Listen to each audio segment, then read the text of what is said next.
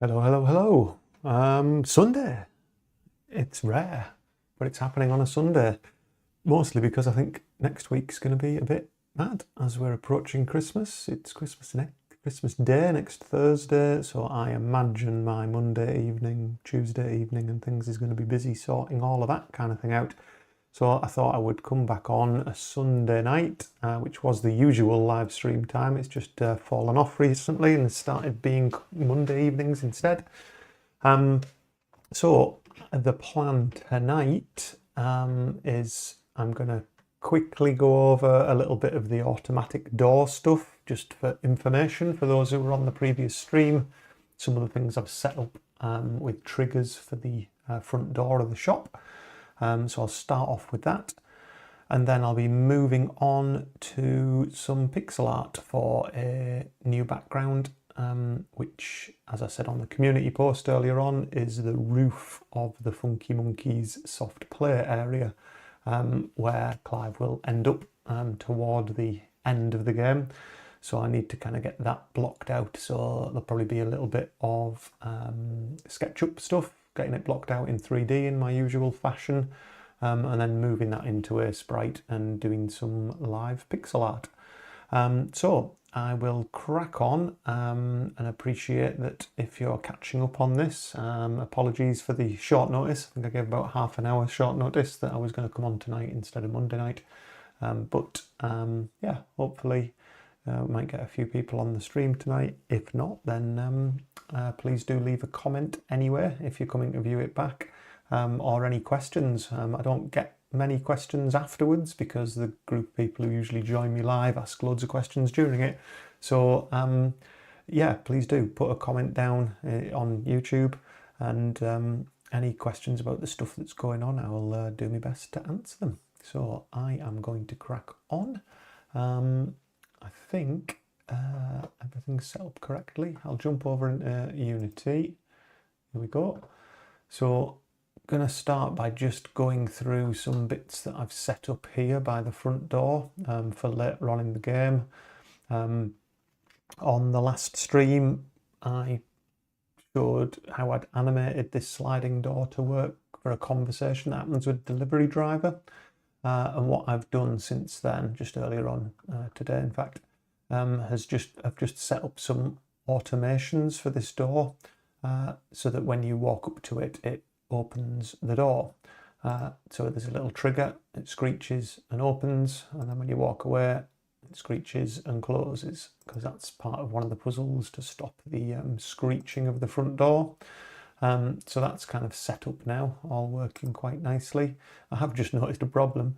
The door runner hotspot should be invisible when you move away from it. Oh, it is now. That was strange. Oh, it appears as it's going, that's why. Oh, hello, Chris. Good evening. Nice to have you on the stream. The main reason for getting this set up is after that conversation that happens with the delivery driver in Act 2, you've got to sort out some problems in the shop. One being this dripping aircon unit, and the second one being the screechy door.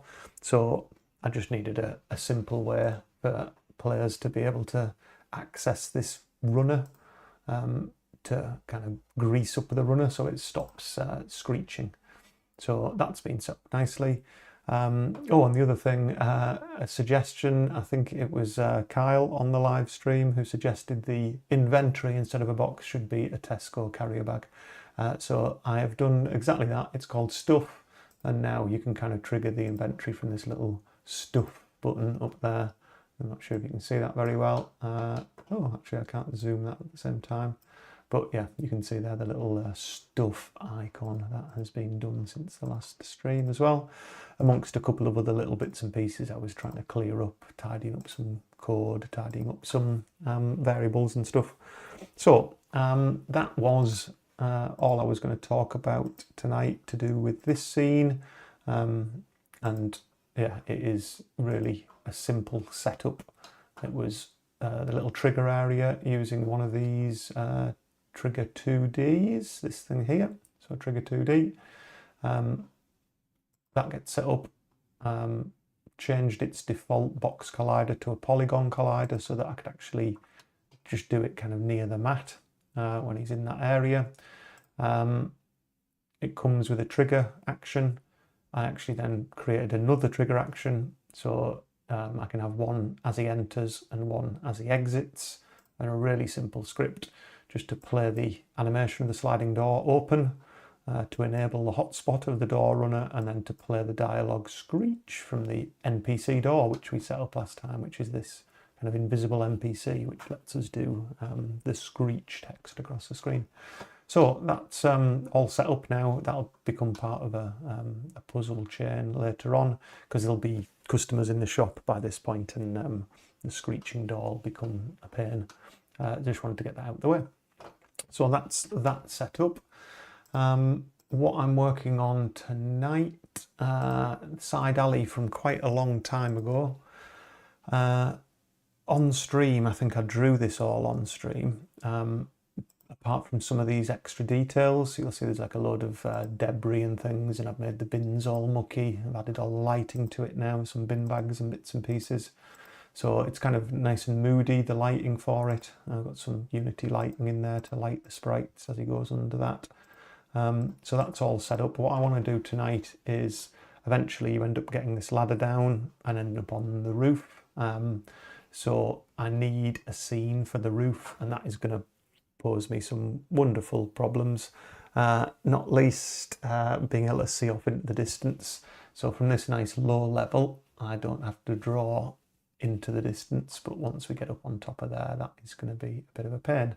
When I say a bit of pain, it'll be nice to draw it. It'll just take a long period of time. So I am going to jump into Aesprite. I have got side alley, the artwork for that side alley there, and this is all kind of set in a palette anyway now, so I'm using the correct colours and things for it. But before we start drawing straight off in Aesprite, I'm gonna use the 3D scene that I kind of made all this up in, and kind of just adapt that 3D scene a little bit. So this was the 3D scene that I used to kind of get the perspective right and things on that alley. And also there's like a front car park scene where you can see the alley down the side as well. So this is just a basic SketchUp model. If you've not joined any of the other streams, this is how I tend to block out a scene, especially if it's quite a big one with lots of perspective. I didn't use this method for the office or the shop floor. I think I did it in the kitchen and the storeroom. But yeah, this is going to be helpful on the roof. We're going to end up coming up that ladder. So I need a nice kind of flat perspective that will work nicely with the 2D sprite. Although it's tempting to do like top-down things, it just won't look right with the 2D sprite, which, as I've just said there, will kind of reveal the horizon. So I'm anticipating drawing kind of a city skyline in the background or something like that. I'm already thinking about this corner here. I want to kind of have the ladder just in shot to remind you where you've come from. So you can kind of maybe just see the top of that window, the edge of the ladder, so you can use that to get back down. But that is going to give us this huge chunk of screen, which needs to be a backdrop, some kind of distant backdrop. I'm thinking of maybe having some overhanging trees or something at the right here, just to fill in this side. But yeah, I'm going to be left with a creative challenge there. I might bring up maybe another building just behind it to block some of that, just to block the foreground of the background. But yeah, that's going to be tonight really. So I'm going to crack on with this. I think I already set a camera angle that I liked. Let's just click that rooftop one. Yeah, so that's the kind of camera angle I'm going for. So I have actually cut out the window. Yeah, I think I will cut out the window because these are going to be nice and bright anyway. Or will I? Will I just get it to like that kind of angle where we can see it?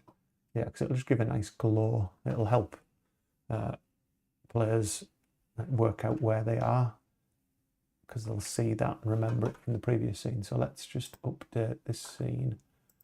Go update. All it's doing there is saving the camera angle. If you've not used SketchUp before, completely free, app.sketchup.com. Really handy for just blocking stuff out, and it's pretty easy to learn. There's hundreds and hundreds of tutorials. It's an old bit of software.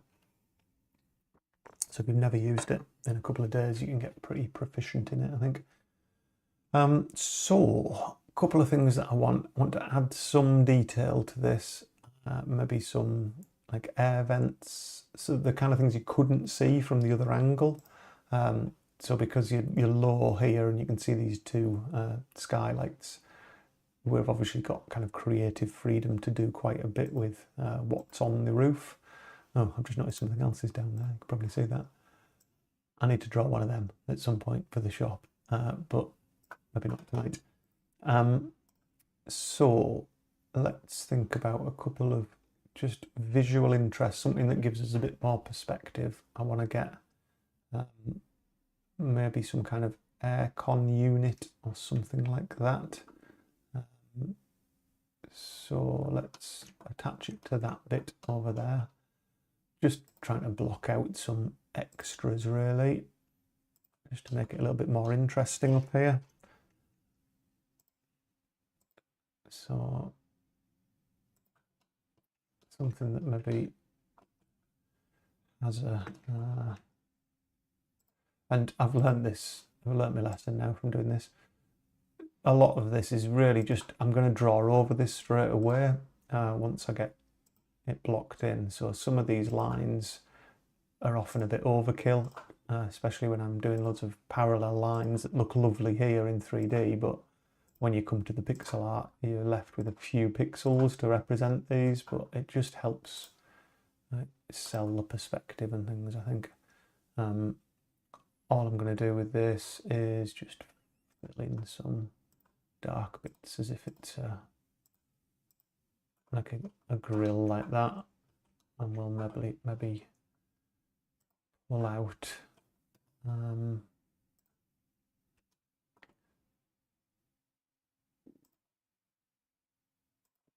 something of interest to give us a bit of perspective. So something like this, that then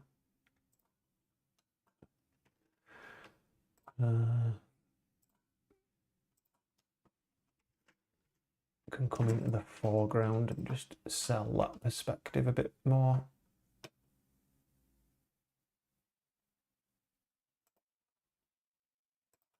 And just check the scene as well, just go to the angle that we've kind of settled on. Because yeah, I don't want loads of lines like this together. So that all needs to move a little bit, to be honest.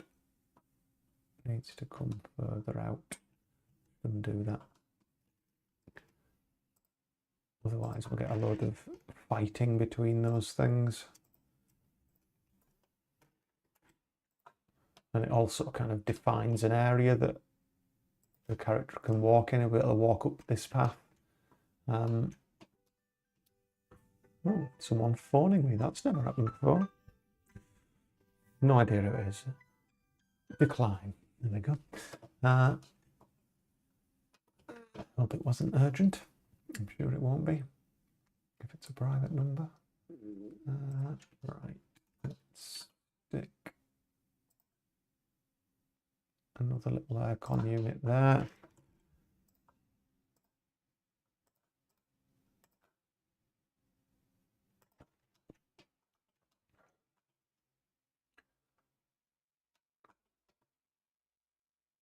Again, just check the rooftop angle.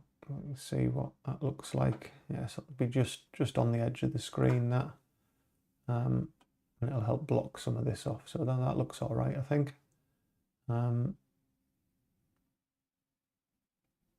Yeah, that's all right.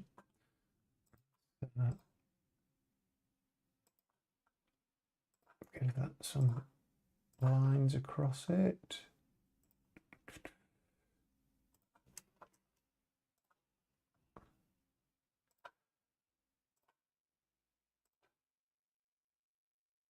Again, perhaps more detail than we need, but it'll just help when it comes to the pixel art bit.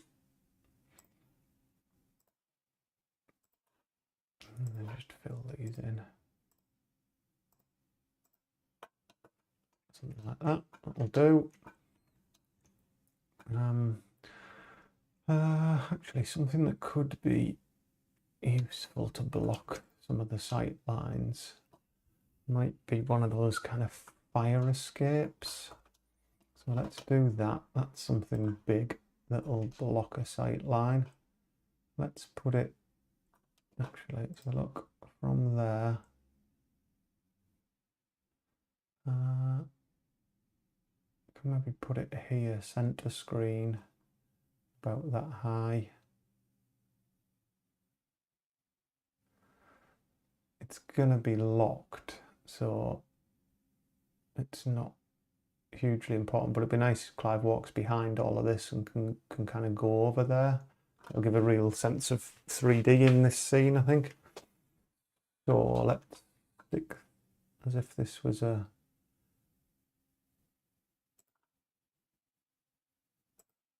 What have I done there? So I've pressed something and I've got a very strange rectangular box.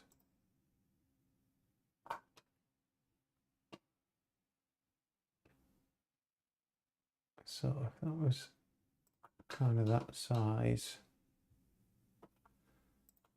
again, just looking at the sight line of where that would be.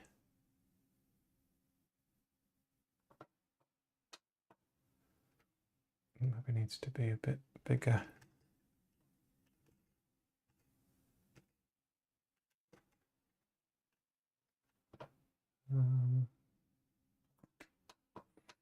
Just drag it up and have a look.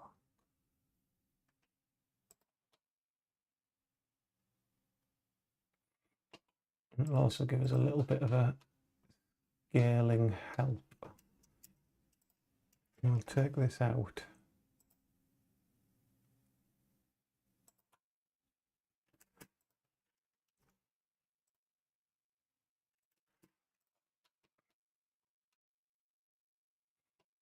None of this was visible from back here. Oh no, it would have been. Well, I might add it to that other scene. Yeah, we can always add those in. Continuity errors, we don't want any of them, do we? And then on here would be the door. So, probably a bit big. Oops.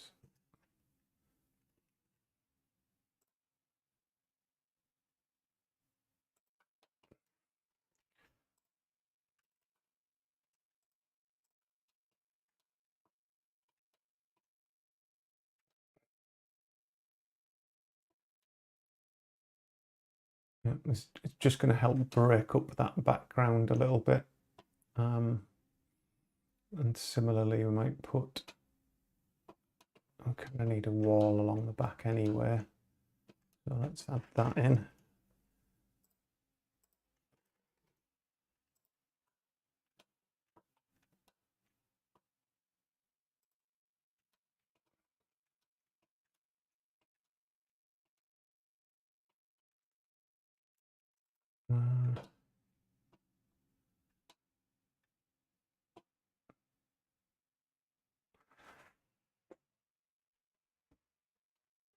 Just trying to think the best. Oh, thank you, Patrick Demata. Yes, good back wall, a tiny back wall. Welcome to the stream. It's your first time, I think. Apologies if it's not and you've been on here before. The main bit I'm concerned about here is blocking some of the sight lines across here so I don't have to draw a massive city. I want to put a kind of city skyline in the background, but when you look at like this side and the other side, especially when you get into the bit in Unity when it's all lit, it is going to be a long sight, like right the way across. So as soon as we're up there, we're going to be able to see for miles unless we block it with something. So it's possible I'll add some hint of the tree and some hint of that fire escape here as well, just for continuity. But at the moment, I think it's going to be a troublesome scene otherwise. I mean, having said that, it means I'm going to have to add 2 sets of things to other scenes that are already finished, but I think that's for the greater good, probably. I just need something else at this side to give it a bit more like verticality. I'm wondering if like a little, like, I don't know, kind of chimney type thing that you might get on a roof like this. Let's go with just a little corner chimney. Oh, yeah, it's not a bad idea actually, like a water butt type thing, like for collecting rainwater. Yeah, let's do that. Let's do that. We'll go with your suggestion, Patrick. Excuse me. So let's maybe create this at ground level. What does one of them look like? Let's have a look for a rooftop water butt. Something on legs like that.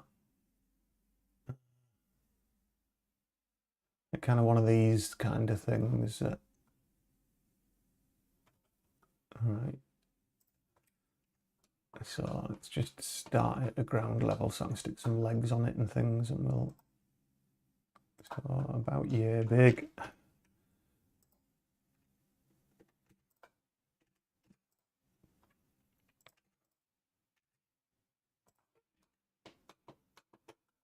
And then let's just divide up the bottom.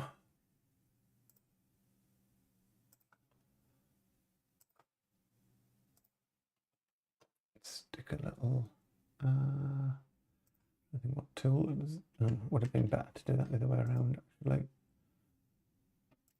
Section it out like that. And split these. Split them.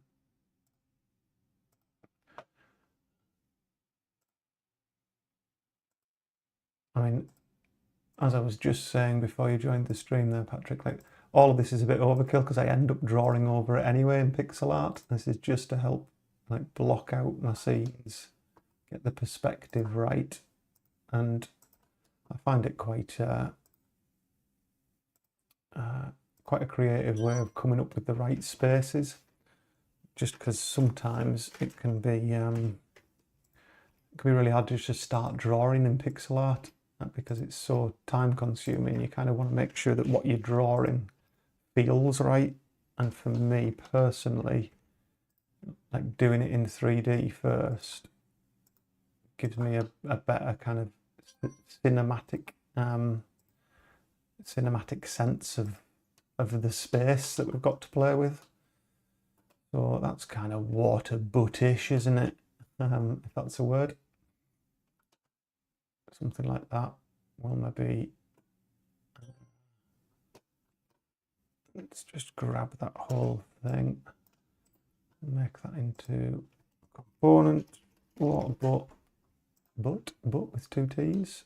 Not sure if that's right. Doesn't really matter. Let's shift that up onto the roof.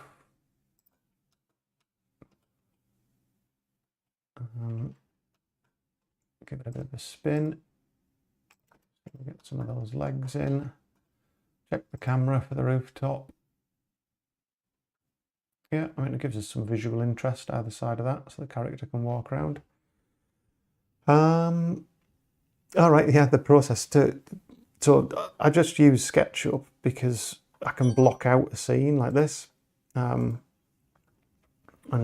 get a sense of where everything sits, and especially when there might be multiple scenes. So there's it's a 2D pixel art game, as you saw from that when I went back to Unity there. But this whole building, there's a scene that's here, and then you're kind of encouraged to walk down the alley because you can see this dumpster.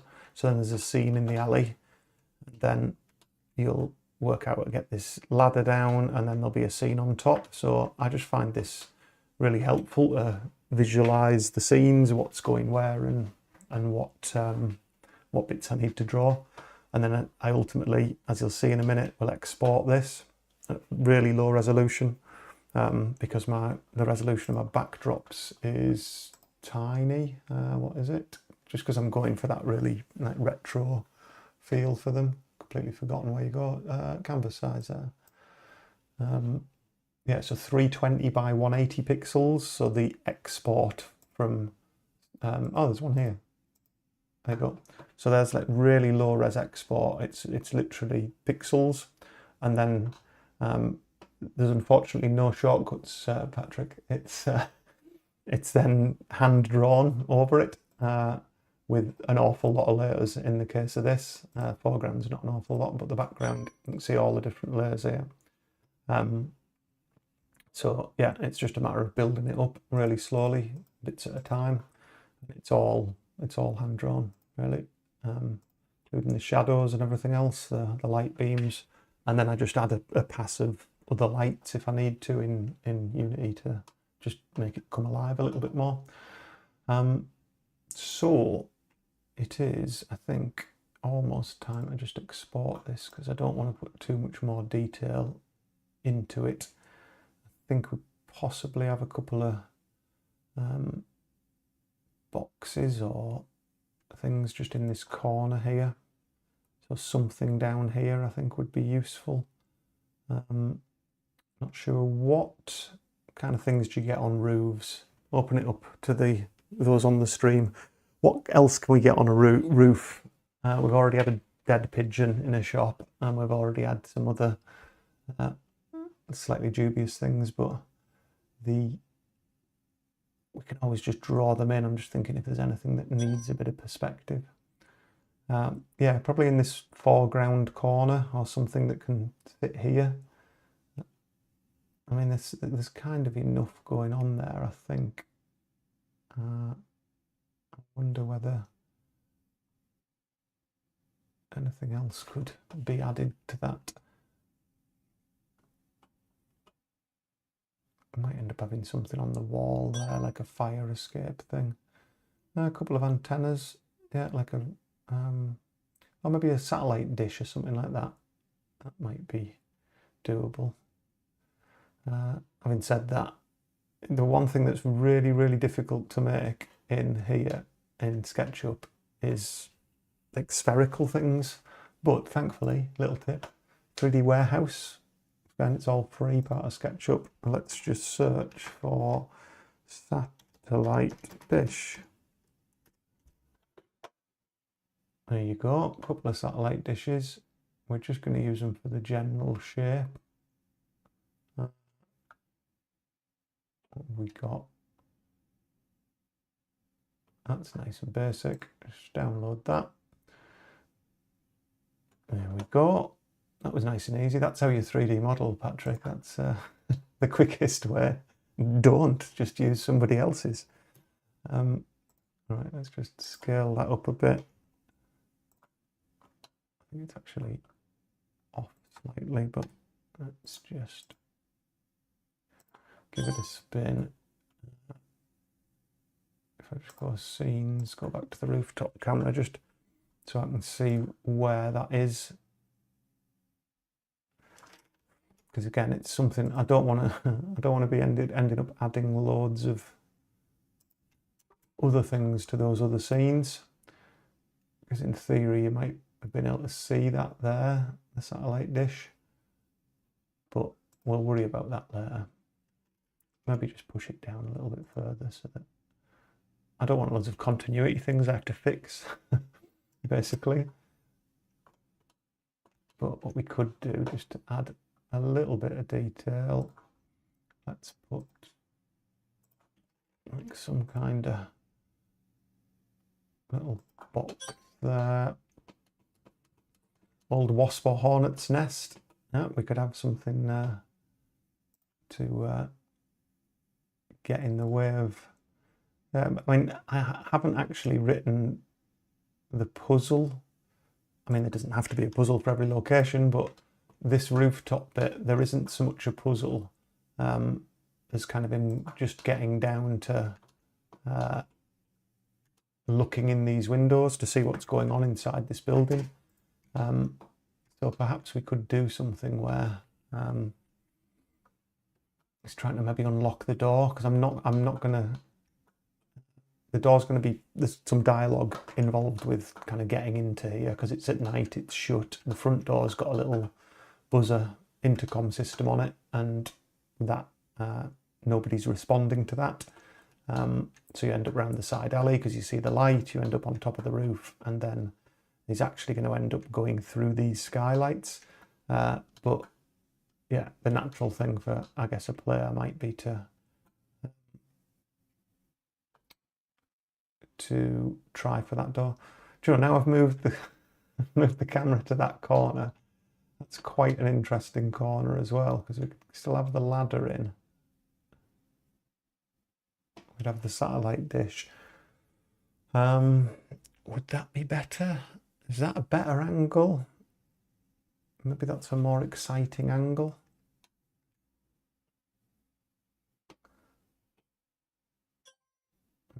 Yeah, I tend to agree, Chris, there.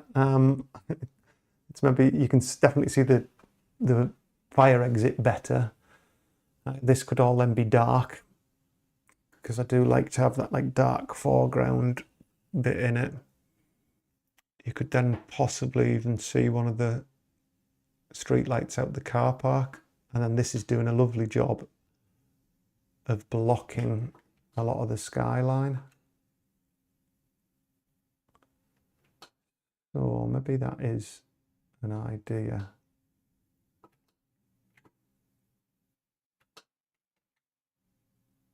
Maybe something like that. This is the beauty of doing it in 3D, really. Well, beauty and the annoyance, because now I've given myself something else to do. Yeah, that's kind of nice like that. I can then get the dark corner here. We'll have just that flash of light in the bottom corner of the alleyway. Yeah.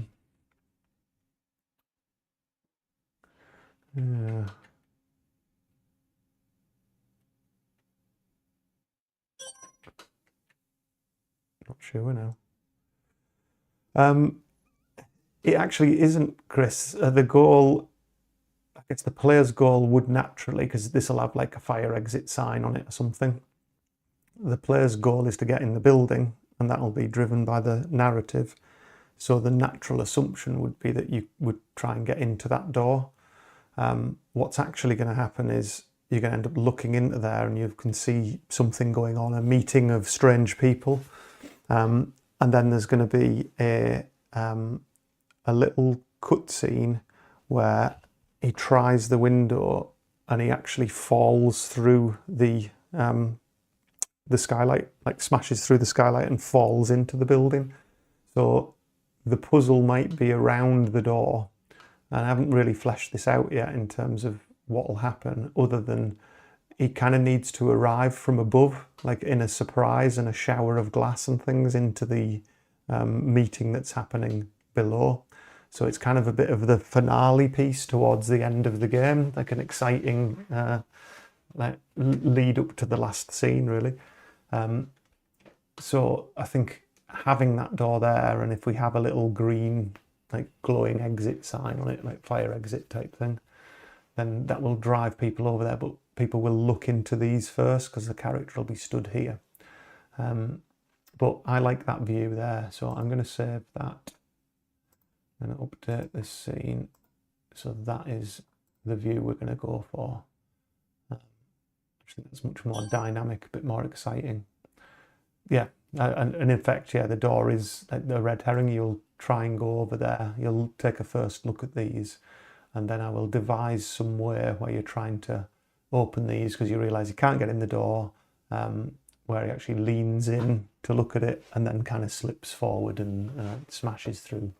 So this angle as well, I've kind of got to think about the animation of that, because I don't really want to be like animating at a funny angle. It would be quite hard flat on. that might be better because he'll be side on. So again, all just things to consider before I draw all this in 2D.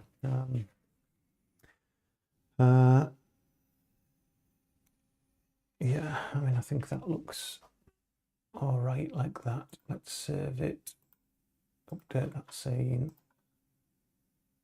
We've got a few things going on, a few bits of visual interest.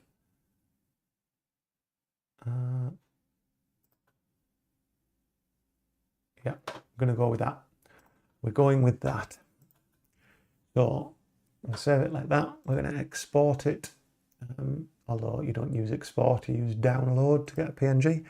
And then we need to use the same pixel size that we've got on our canvas, which was, I just cannot remember for some reason, 320 by 180.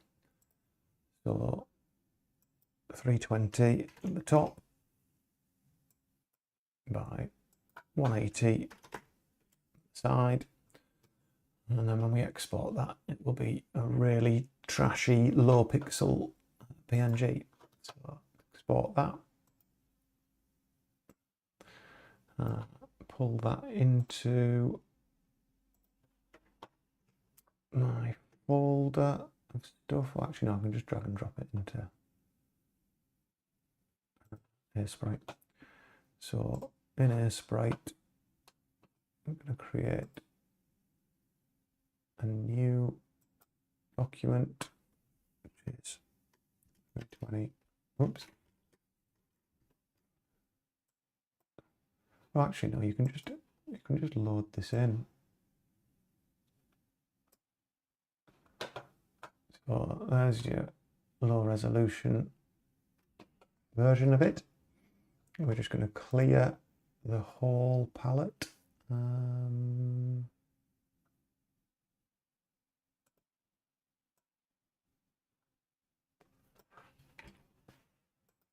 then just load the default palette, which is my usual palette. Oh, actually, the Funky Monkey one's got these purples in it as well. Let's over them.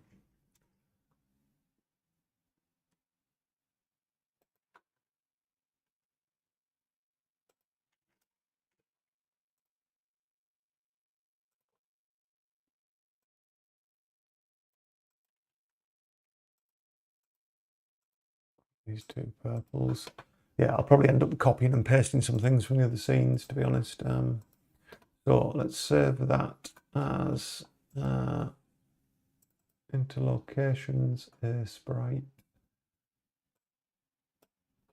This is rooftop. There's only one rooftop in the game, so. Oh, we don't want to save it as a PNG. We want to save it as an Aesprite file. Rooftop. Okay, so we've got our 3D background here. We'll just name it 3D backdrop. Start on a fresh layer. I'm going to lock the backdrop. What I sometimes do is create an underlayer. Oh, you can't move something below a background layer. Is that right? Well, I've never seen that before. I wonder if that's because I brought it in as a PNG.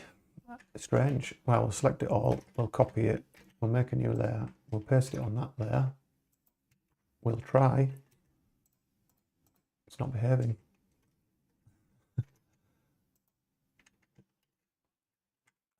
Strange.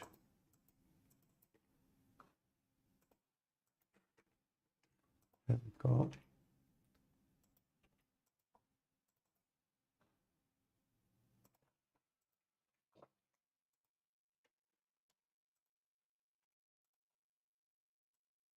So what I'm doing there, just because it looked like I was clicking like a madman, I was clicking like a madman. I'm just putting a slightly light grey background. So this one that's got the 3D on. So this is 3D, this is grey. The 3D one, I'm just gonna, you can just pull that back a bit and fade it out so that it's just easier to draw over it. It's not super bright white on your eyes, and you can just see the line work that you do a little bit better. I have a habit, and I've gone over this on many of the other streams. I tend to prefer to do line work. I'll line it all out, and then I'll start filling it in, and then I've of course got to then get rid of all the lines. I know some people prefer blocking in pixel art and they just do the big blocks of colour. But yeah, the line work is helpful, I think, at this stage. So let's begin then. Let's just call this lines for now. And we're just going to start blocking them out. We know the colours they're going to be because of these. I'll just close some of these other files. So the kind of colours of these bits, we're just going to be able to sample them from there. Because ultimately that's the line colour I'm going to end up using for these. So I'm just going to draw out these sections nice and quick.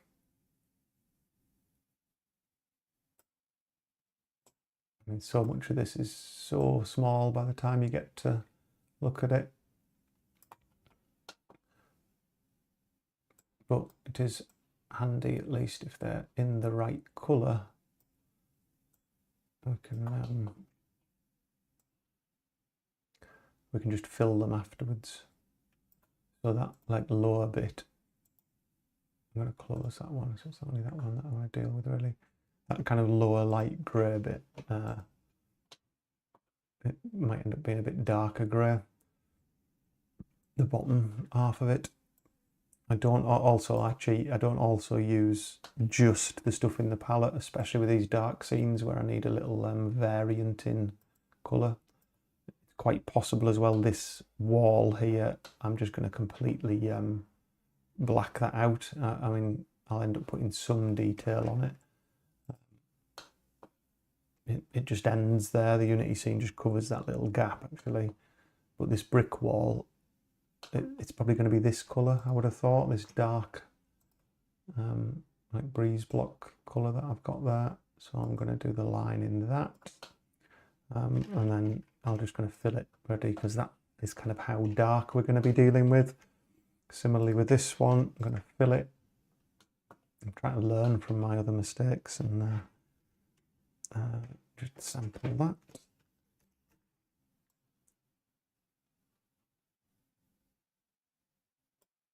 And I'll just have a think about,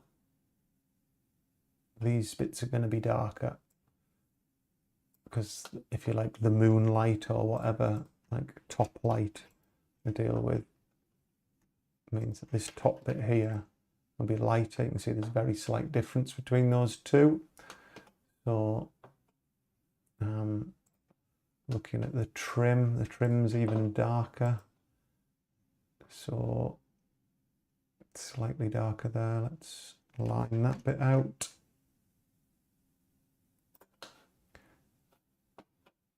Just fill it. Obviously I'll have to draw the ladder over it and things like that in a minute. This is going to be the bane of my life. You can see all the, I remember doing this on a live stream, the shadows and the highlights on each of them and copying and pasting them all the way across. But yeah, I'm going to take the darker shadow variant of that actually. Just pull a line across there of that and fill it. Actually, no, I'm not. I've lied. I'm going to preempt the fact there's an overhang and just do that overhang now. And then get the lighter colour from there and fill that. And this is what I was talking about earlier, when you've chosen a colour that isn't the fill colour, you end up with a line that you're going to end up getting rid of at some point. But dark underneath. We've got that window to draw and everything. And to be honest, I'll probably, it's very dark, isn't it? Let's just take that. Got a single pixel sat there, annoying. What I'll probably do is some of this bottom corner will will be like foreground stuff anyway, where I usually kind of like the Sam and Max style, and a couple of the games do it where you put black foreground stuff around it. You'll see it in all of my scenes, like these kind of things, shadows in the foreground. But because the angle we're at right up here, there isn't really anything in the way, so we'll just have to see how that looks. But that's giving us our kind of edge there, if you like. That dark bit will be under the windowsill, like a little, and then that's probably going to be the same dark colour. I'm squinting here because I can't actually see it's that dark. So let's just pull that up to there. So we've got the basics of that corner in. All this will have to be freehand probably, like, because the diagonals won't fill. And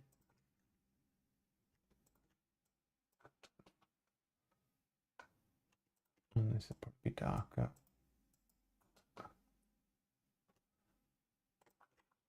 Just go a touch darker than that, and let's just fill that lot as well.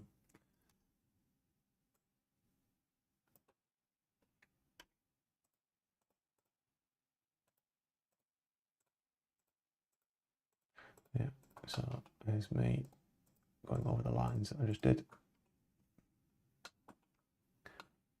All right. Do you know what? I just tried to move that in 3D, then I held down Shift, which is the key on SketchUp, to move it in 3D. Past that bit now.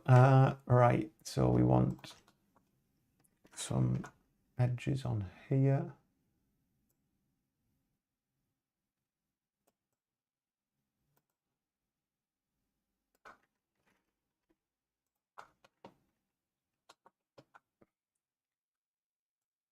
Oops, see plenty of that, accidentally filling the whole screen.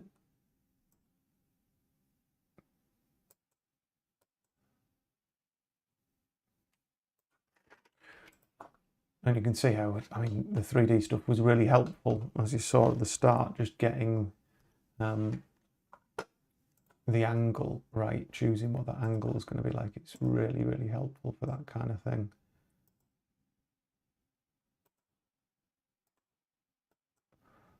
Another reason why I usually line it all out first is because I haven't decided where the main light source is coming from yet. And that does make like kind of these bits tricky when you kind of want a bright side, a slightly darker side. Is the top side the brightest side? How bright's the moon? That kind of thing. But let's leave it like that for now. So this face, it should in theory mean this face and this face are the same like shade of that, or the same darkness, I guess, if that's a word. Yeah, the same darkness as that. Similarly with this face, because they're all facing this way unless there's another light source here. And then these front faces, if it's going to be that bright, that would mean that front face should be that bright. If they're the same material and everything, of course. So you've got to just apply the same logic to which bit's going to be the darkest bits, because these are going to be bright yellow and they'll be kicking out a load of light like they are in the other one. There's actually a glow that I've put over them in Unity as well. So when you see that scene in Unity, it will have, yeah, this glow, which is a Unity light that's making it glow.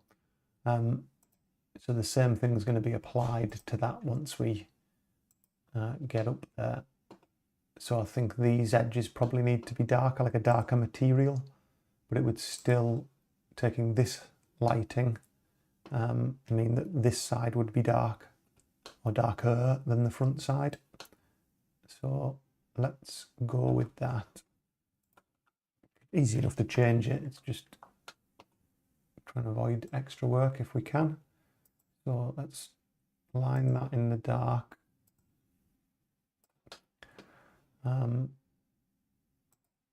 Line that in the lighter.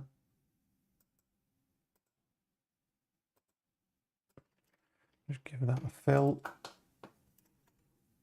Sample that and give that a fill. Do the same at this side here. Dark line.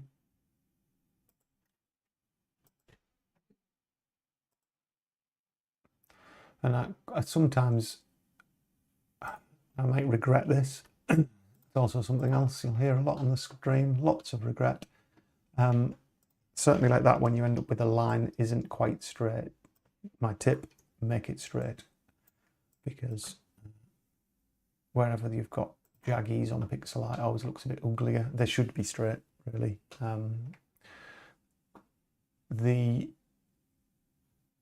It might have been helpful to do these on a separate layer, these two bits, because they sit on top of the roof, and if I end up doing a like some texture on here on the rooftop, it'll be a pain to draw around these. So what I might do is just, while I've still got the space to grab them, is just marquee them out of here.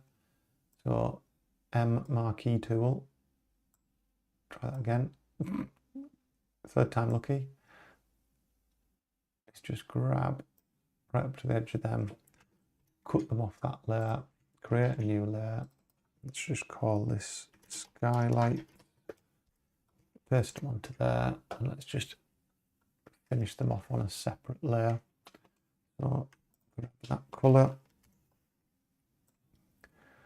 and I'm just using shortcut keys, L to draw lines, G to fill, don't know why it's G.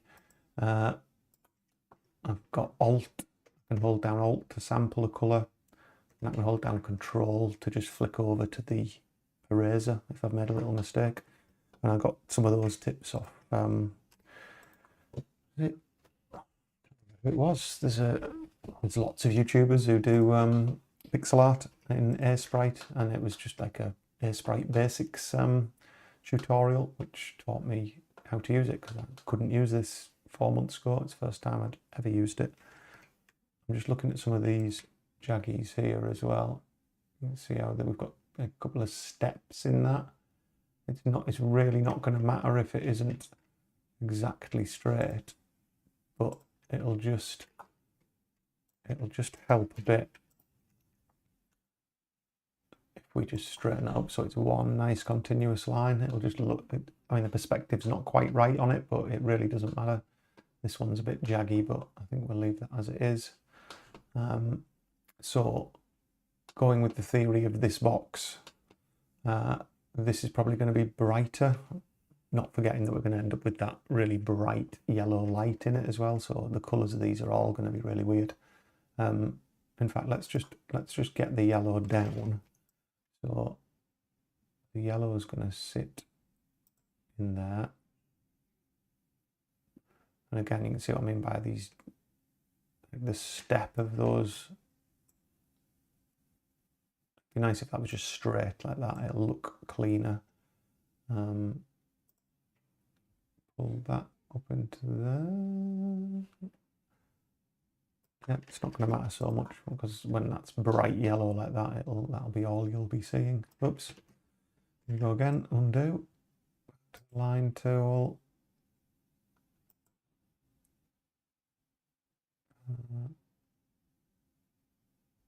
Probably that's better. Again, you can see that's not the right perspective. We're going to have to go there.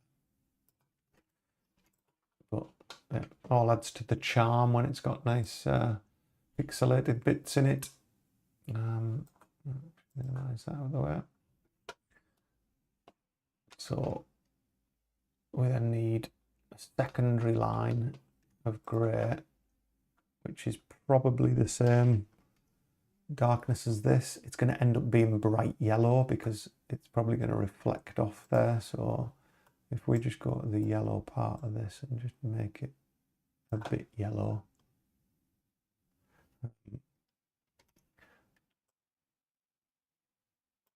So let's draw that down there. Fill that in. So you can see that's because it's going to be reflecting this yellow, which is why I've gone for a slightly yellowy grey. Oh, keep on doing that.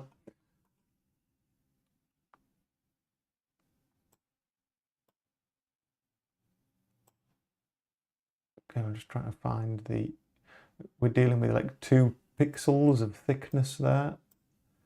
So it's really hard to make sure you got that bit right.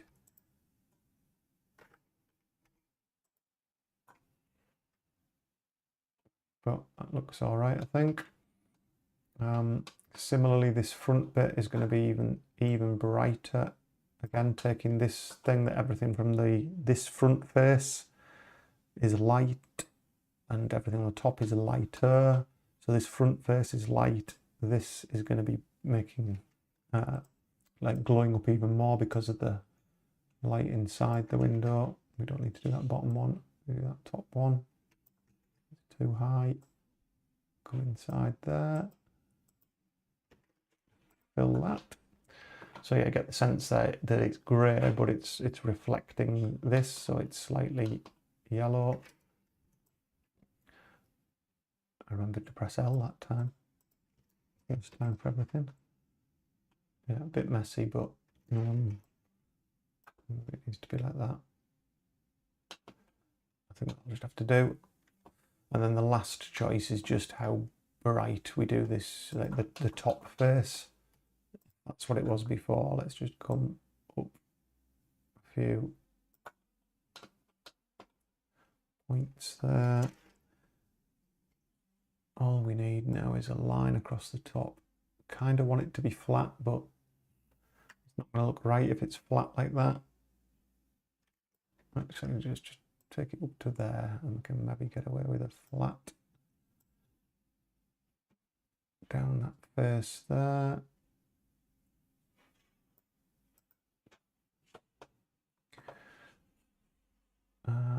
And I think all of that's encompassed, so we can just fill.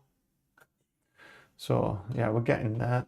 And Aesprite's great. We can select one of these colours and just change just one of the colours, so we can kind of just play around with what feels right in terms of the lighting. And again, something else I've learned just from doing these live streams for the last couple of months. You can cock around for too long in here.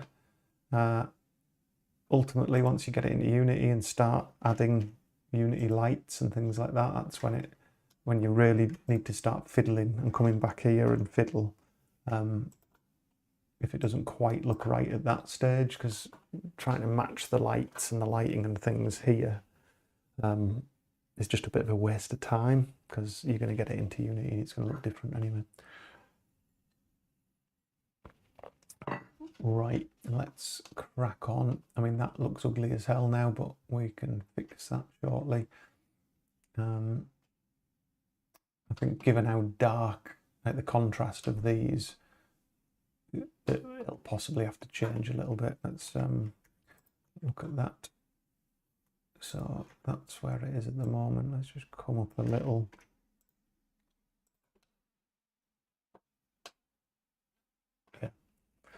Let's get this fire escape done. So let's just turn the skylights off for a moment. Let's line out in similar greys. So this dark front one is what we'll put on the dark front of that. And then we'll do this darker one there. And we'll have a nice flat line across the top of there, hopefully. So this is going to go behind. All right, fire escape. Turn off the skylights just so they're out of the way. Sample that colour because that's the one I'm going to do first. And then just draw out the lines. We want that flat. Across there, up there, and flat. And then sample this dark one. Make sure we're back on the right layer. Another favourite cock-up of mine is drawing a lot of stuff on the wrong layer, then realising much later.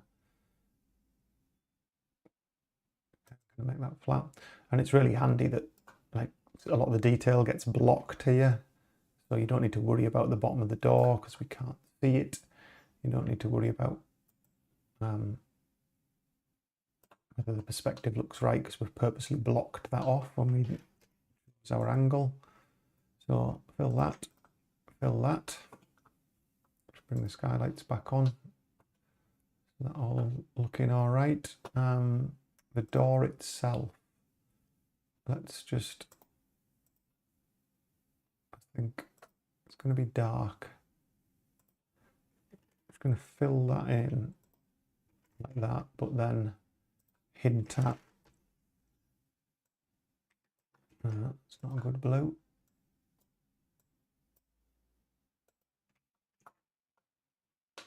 So using our theory again, if there is light coming from the front or the top, then we're going to end up with a shadow underneath and a shadow down this side.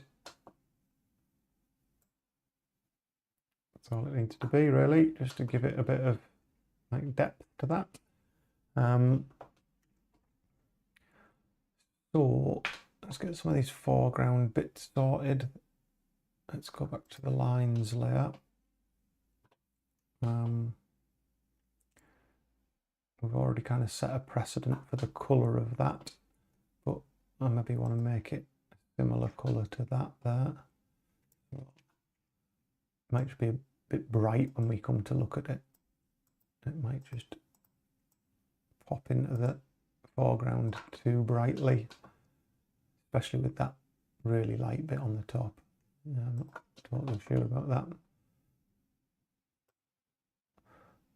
We're a long way off anyway, deciding exactly on the colours for this, but let's just get something in.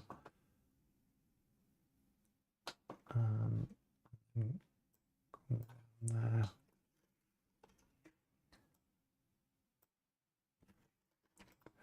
Everything always changes as well once you start putting in like in a real dark black foreground bit, and I think I'm going to put a tree in there. Let's just suggest it now. So the way I've been doing this, I've been creating a layer, creating a group, so new group. Well, that's just going off screen that, but I'll just call that foreground. Usually make the layer black in colour, just to remind me that that's what it is. That's the dark foreground stuff. And then just slot the tree into the foreground layer. Oh, is that in? Yes, it is in. And when I say a tree, I'm basically on about really rough,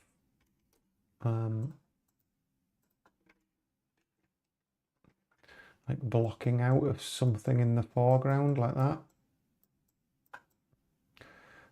And we might pick out some leaves on it, or branches, even a little bird's nest or something. Just something that cuts the corner. Oh no, Patrick, your water butt's going to end up getting covered up here. We can remake a water butt somewhere. This is the thing, that best intentions, sometimes it just doesn't quite end up sitting how you want it to.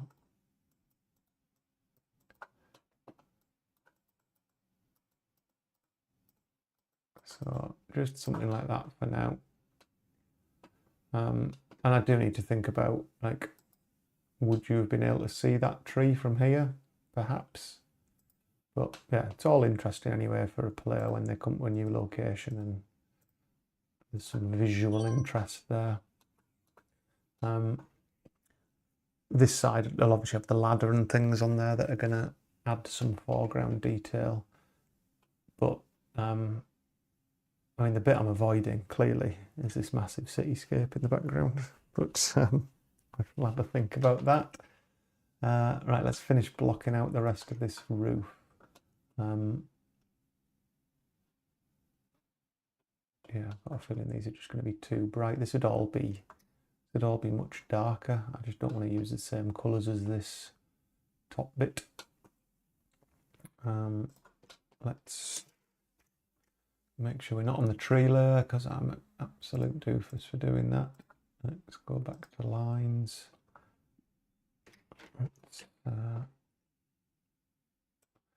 This whole satellite dish bit, to be honest, would probably be better to do on a separate layer. Let's just complete that. give it a fill to the edge. We've got a gap somewhere.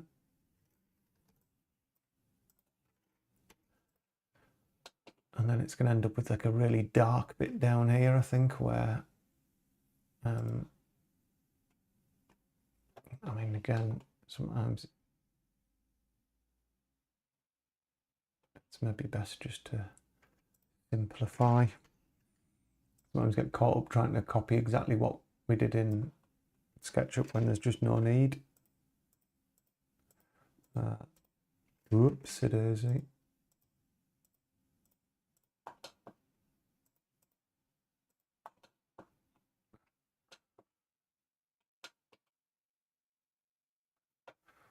But these are all nice things because the character will be able to walk behind them. The little satellite dish will stick out. Let's just put dish.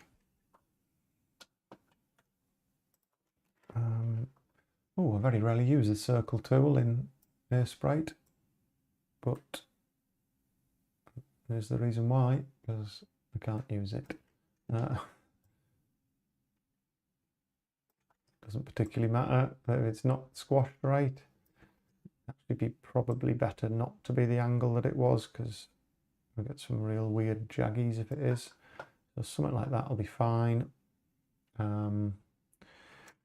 Let's fill that in, and then let's just add some detail. It's going to get kind of lost in the background here. This is going to be a problem, I think, with something light like this. We might end up having to make it even lighter. Not that light. Let's just do it that colour for now. We'll pare this back later, but I just need to get some detail on it.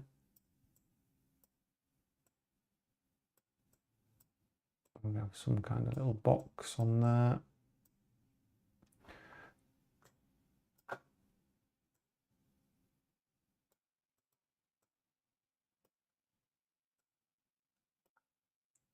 Looks like I've drawn a cock and balls now.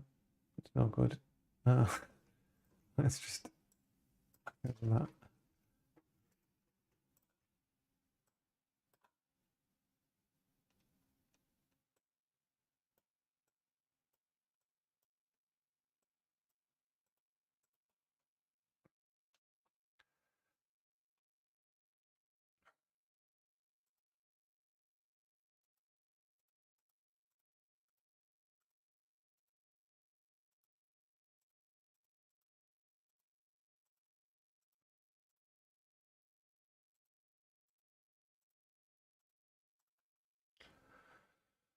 What KPS is, it's just some letters on there, just so there's a little bit of detail. The other thing that will happen here as well, which is going to be really tricky to do, is because it's a dish, it really should have a bit of a shadow on one side of it, even if it's really subtle.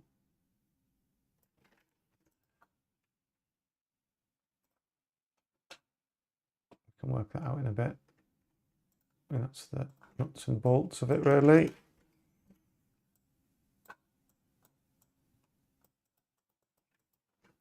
A little shadow under there. A little light along there. That'll do for that. Yeah, I think the water butt's going to get lost there. I don't think we need that detail now. We've shifted the camera angle around. So let's continue our shading here. Oh, not on the dish layer, we don't.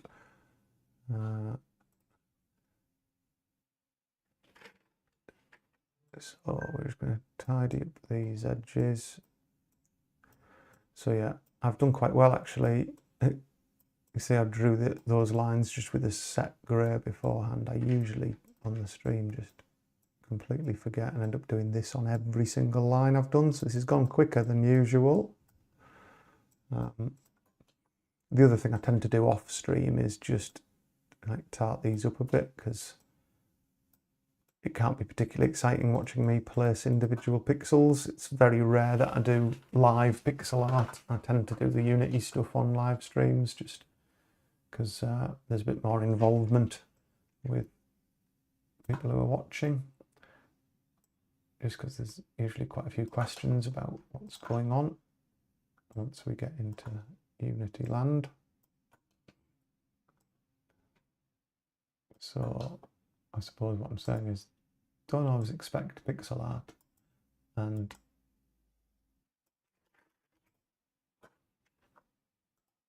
it'll be different each time around, right? So we're getting there. That building in the background, I think we'll put that on a totally separate layer because we might want to fade it out slightly. We might want to add like that blue or purple tint that the rest of the these scenes have got because it's nighttime. So I'll just call this back building. It is visible on one of the other scenes. Let me just have a look. Funky monkey. Oh, what have I done there? That's a bit concerning. Have I accidentally saved over something here?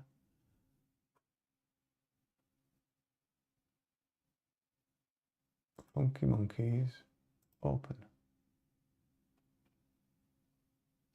That scared me. I have saved over something. Let's close that. Not sure what I've done there.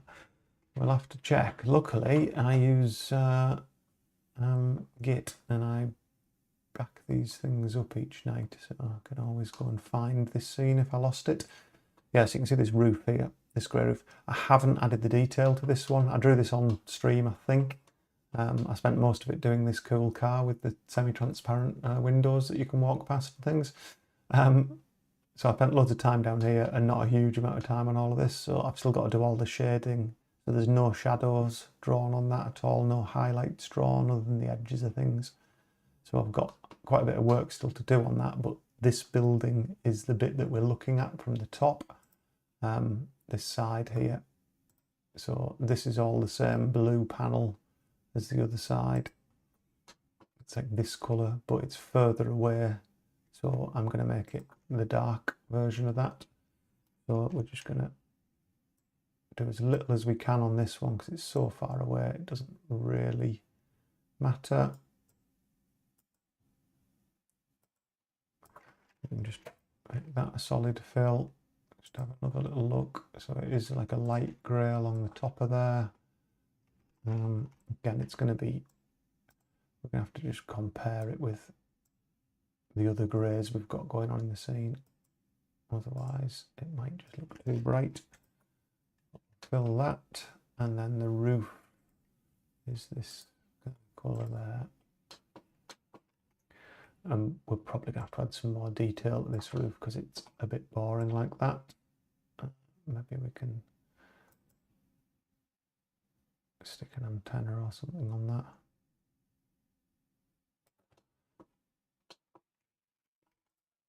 Oh, I've not joined it.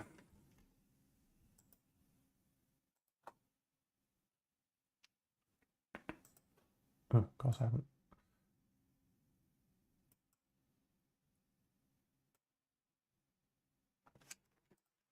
Yeah, because this is all hidden behind the other bit. So I'll fill it in just in case we accidentally shuffle something. Yeah, as long as I haven't got a gap there. Making the right mess of that. Brush. Let's just fill in a little edge there so that's covered slightly. Right, so that's the main colours there. Using our theory before of if that's the light top bit, I think we're going to have to make that lighter actually. It's probably going to end up looking a bit dark back there, but then this should be darker than it. So let's just bump it up a bit in terms of brightness. Maybe not. It's going to be right in your face, isn't it? Let's do that.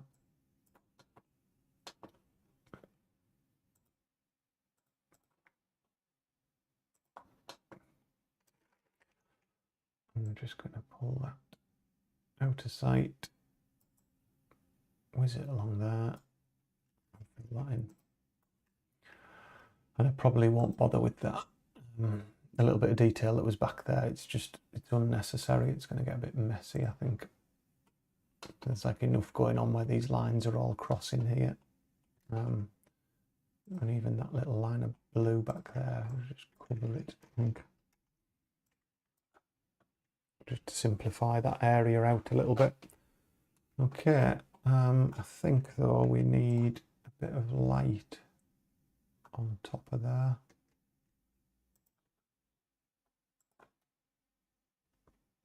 Yeah, could do with just a line of light on there, just to pick out the edge. I'm not sure what I'm going to do about the car park, because it's kind of down there. We've been there, the player will have been there recently, so they kind of know it's down there. Maybe we should have a street light, but it's like, what do we do with that bit there as well? Really not sure. I might even, let's just have a think about that now. Yeah, you've never seen how long this building is. You've got this lamppost here and these little lampposts. So this lamppost would probably be visible from over there, but this building could be much, much longer. We've never said how long that building is. Right, we're going to extend it.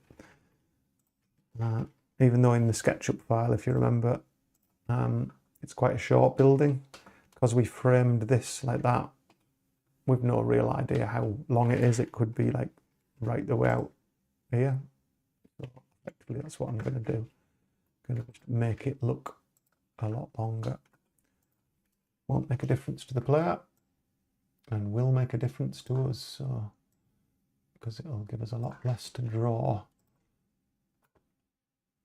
Just as long as we get the perspective right. Thinning slightly into the distance. Fill that.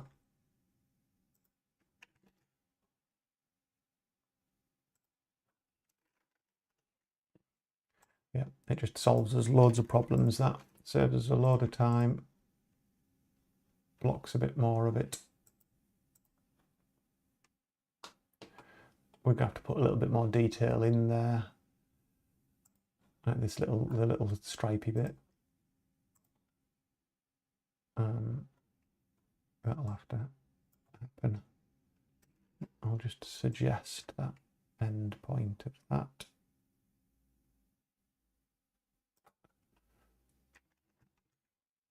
Didn't quite look right, that. No, it's probably not much. It's going to be something like that. I'm just going to strike a few of these down just to remind me to do it. There's all of these little things that are like a visual nod to a previous scene. Are really nice. I love that in games as well, where you kind of end up somewhere else later, but you can see somewhere that you've been previously. And it's always nice if you just find those things that are recognisable from previous scenes and just bring them out a little bit.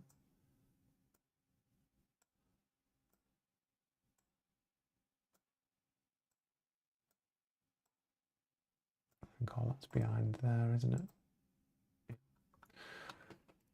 So they're going to end up being brighter than that.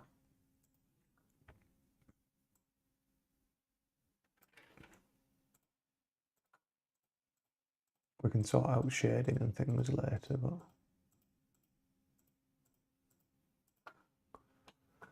okay, that'll do for now. Feels about right. All of this obviously needs the lines doing and things as well. Let's get the fire escape and them on. So ladder. Even though I've just got that ladder off the warehouse on SketchUp when I first drew it. But then here I've purposely drawn it flat on, so we've never seen the curve of them. So we've got artistic license to not curve them. I think I might actually just have them square because it'll just help the pixel art, I think. So it's going to end up on top of this lines thing. Let's create a new layer, call it ladder. So a few things we want to do.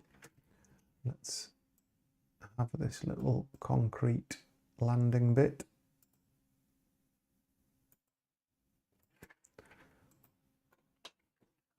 And again, follow our rule, darker at this side.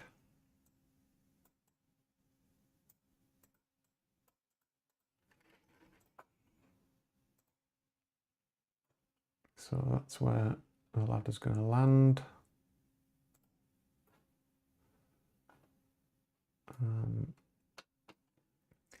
How bright was it?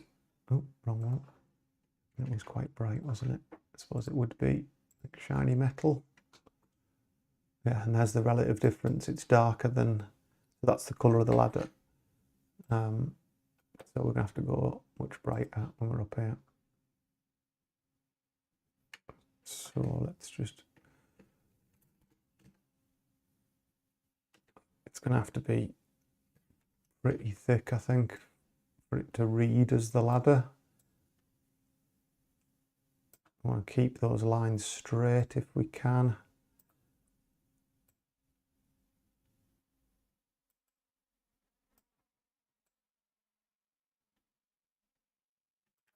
See, that's a bit messy because it's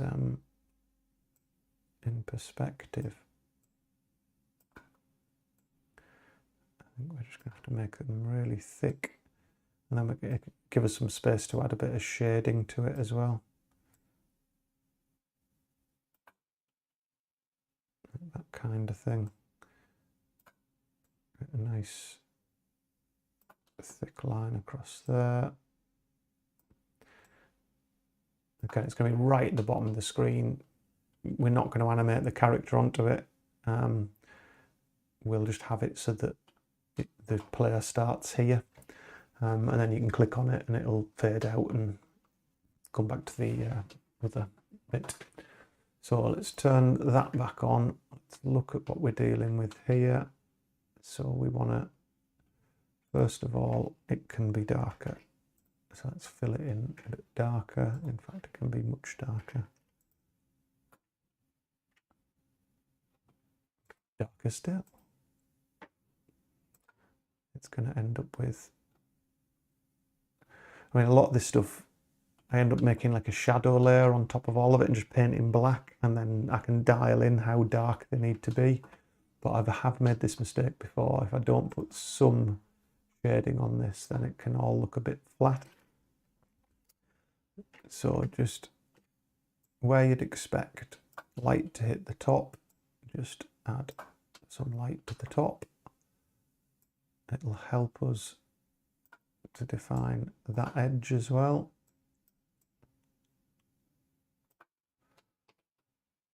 And then similarly, perhaps a bit darker. Let's choose a slightly different. I'll end up doing proper shadows and things under this once we get a bit more. Once I get a bit more time to do that. I'm just thickening that up a little bit there. That's just to show like the shadow underneath that rail. Of course, the actual rungs would attach somewhere, so if they'd attach to the back, then I guess that's that colour there. Then you might get a shadow here, and this side is probably in shade. But then you would expect the rung to be slightly darker, because this would then be in the foreground. So if you did that, and then what we really need is just a touch lighter there to just strike the front of that with a bit of light, and a bit of that with a bit of light, and then that's starting to look like a pixel art ladder. You could maybe do another line of highlight on there. Oops. And if you wanted it to look more round, put the shadow under that. Right. Yeah. All looks all right, I think. Or I sometimes have to stop myself putting too much detail in these things because the visual style of this, I mean, some of the other scenes, just sometimes I have to remind myself of some of these other scenes that there's a lot going on in them. There's a lot of pixel art in them. There's quite a lot of detail. But I've kind of grown to really love this style now. Like when there's lots of stuff going on, it gives you lots of excitement to look at. The quality of the artwork as well. It just, I guess, makes the game stand out a little bit more when you can see the effort that's gone into all the pixel art stuff. But some of that, it's really easy to get carried away with the amount of detail and give yourself like a rod for your own back. You end up having to draw absolutely loads of stuff. Oh, we've got a cutscene running here. Oh, thank you, Patrick. Yeah, this is some of the cutscene stuff we were doing on the last live stream there. It's just set up to auto trigger at the moment. So I've kind of got not to get carried away with the 3D too much, because I'll kind of, once I get the character in, have the character walking around, then that's when it kind of comes to life. That's good, Chris. Thank you. It takes me back to the 90s. That is the idea. So if I've done that, then I've been successful. So that's always good. Right, what time are we on? 9:30 nearly.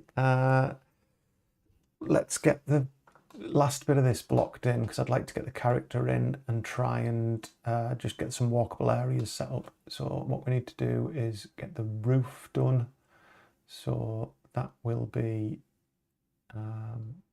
this lines layer below that. Call that roof, because as of yet I haven't actually lined out the roof. I'm going to do something weird here and do it all in luminous green, because I just want to make sure I seal it. I can't see any of the lines that I'm sealing it with. Let's say seal it. I'm just making sure that line goes all the way around. So when I fill it, I get it completely filled like that, and then I can just change the colour of it to something else. So getting this bit right, it's a big slab of colour, that, and I am kind of conscious that it's going to need some texture. It's going to need me to draw some texture on it. We've got this purple colour, which is kind of how we're going to be doing the sky. So a little bit of that purple in it is probably useful. I might just leave it like that for now. Yeah, let's leave it like that for now.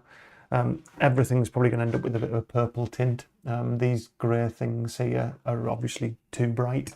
They'll all get scaled back, but it's super handy for doing that kind of thing. I mean, I can just grab the lines layer that's got all of this on, and then just do like adjustments, hue and saturation. You can easily change the saturation of all this stuff and just give it the kind of hue that you want it to have, so that it feels more nighttime. There's loads of stuff we can fiddle around with afterwards to get that right. But the one thing we need to sort out at the moment is this sky. So the sky, we use these two purples and we do a fill between them. So let's go right the way back to that layer there. Let's put sky in there, and I believe I used the gradient tool. No, not jumble. On the fill tool, isn't there? Gradient tool. with a biomatrix dither between there and there. But I did it the other way up, so the brighter colour was at the back. Yeah, I mean, that is what it is for the moment. That's the main block out. I'm going to end up putting something back here. It might be some more trees, just in slightly different, like darker greens. And then I can kind of have the cityscape over there. So I might end up with like a tree line. I'm just looking at it now, wondering like what to do with that tree line. Let's just try something here. So we want pretty much black, purple. Nice big brush. Oh, press the wrong button. I've been using some other software recently, and that's throwing me with my shortcut keys. So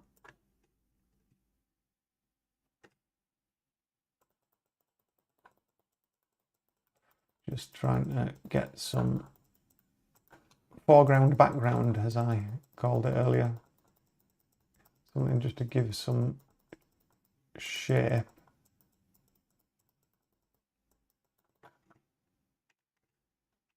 Whoops, zoomed right the way out there.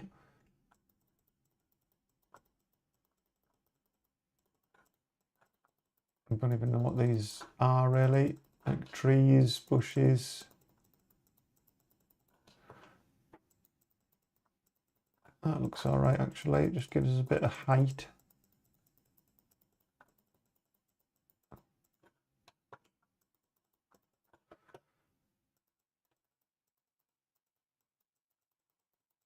I can maybe get the, like this. I'm going to draw like a city, some skyscrapers, little lights and things off in the background, but that just brings us something a little bit closer to the shop. I put another one in front of that. Tree line near, and just make it darker still.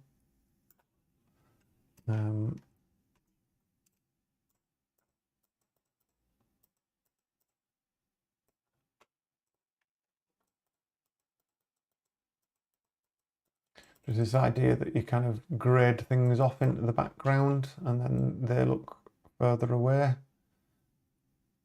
So these things are closer to the building, the things that get lighter as they go.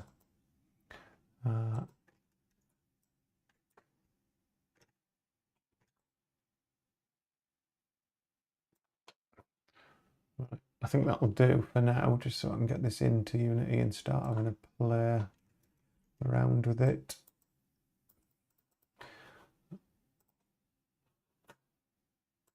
And then what you can do is just pick out tree line near. We might be able to bring some like kind of green to these as well, just on the edges of the branches and things, on the edges of these, just to give them a bit of form later on. But I'll leave it like that for now. Let's get it in, let's have a play with it. Perhaps the roof just needs a little bit of texture itself. So let's go with that. I'm going to add that to the palette. I'm going to add something a bit grey with less colour in. So foreground, background. Get this foreground, background.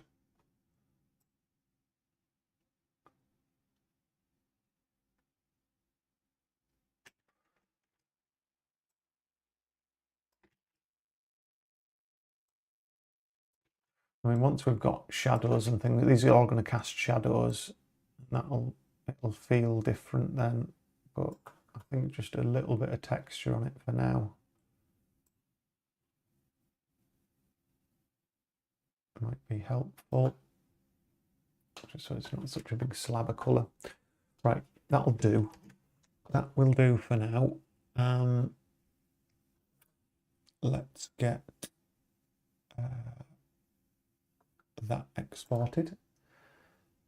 So export as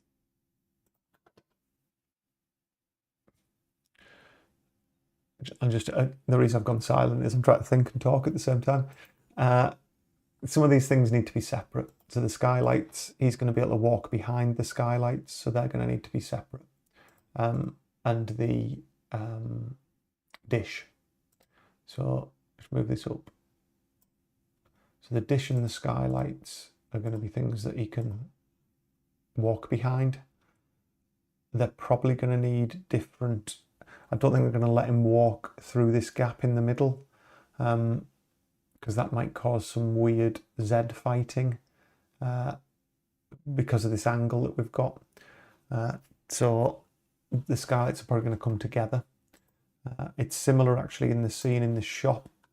If I pan across these two things, even that far apart, getting him to walk down here without clipping one of the other ones is like a bit of a problem. I had to put really big holes in the walk mesh, and you can just see his shirt as he goes around the corner there. There's a brief moment where he's not quite behind it, and there's one in that corner there. I mean, you don't notice when you're playing a game, but we're kind of mimicking the shape of that in this one, where he might be able to walk through the middle of them, but maybe not. We'll have a look. So the skylights, just going to make them a different colour. This is purely for me, for like memory aid, that these things are, these are just, doesn't do anything other than just colour your things. So they're going to be colour your layers so you can see what's what. All this other stuff is going to be in the background. There's nothing there that isn't in the background, so let's get all of that up and make that a new group. Backdrop. Again, this is just to organise things really. So toggle those bits off. That's all going to be backdrop. I'm not going to let him walk close enough that his feet get hidden by this. If I decide to do that later, I could chop all of this bit out and have him walk behind it. But for now, let's just get them out in these two separate bits. And I think that, yeah, the dish will have to be separate.